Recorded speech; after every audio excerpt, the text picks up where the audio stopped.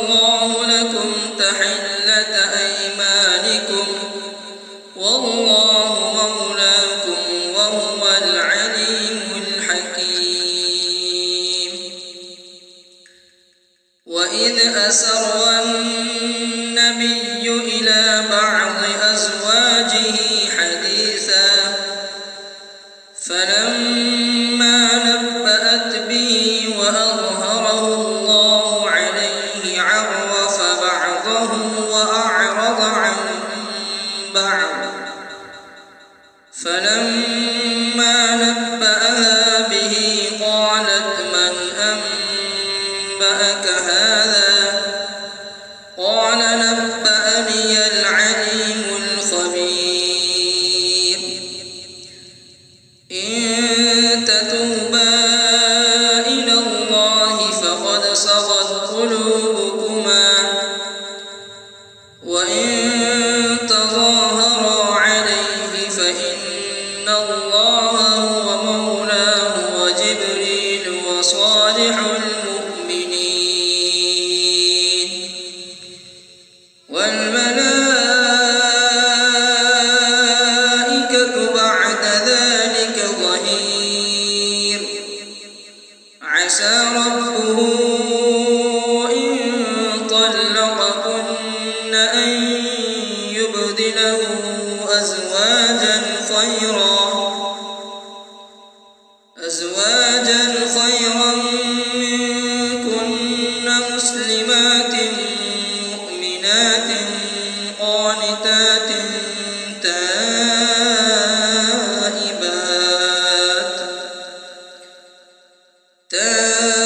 تائبات عابدات سائحات ثيبات وأبكارا.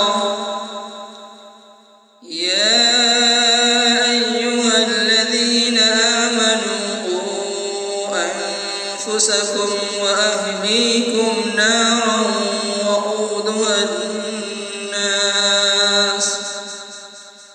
وقودها الناس والحجارة عليها ملائكة غلاظ شداد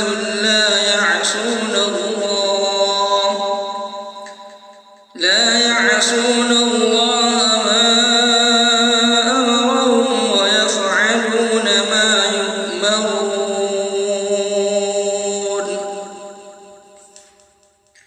يا أيها الذين كفروا لا تعتذروا اليوم إنما تجزون ما كنتم تعملون.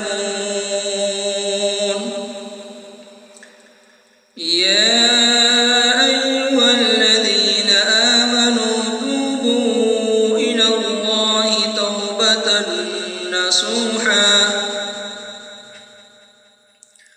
عسى ربكم أن يكفر عنكم سيئاتكم ويدخلكم جنات تجري من تحتها الأنهار يوم لا يخزي الله النبي والذين آمنوا معه نورهم يسعى بين أيديهم وبأيمانهم يقولون ربنا أتمم لنا نورنا واغفر لنا إنك على كل شيء قدير.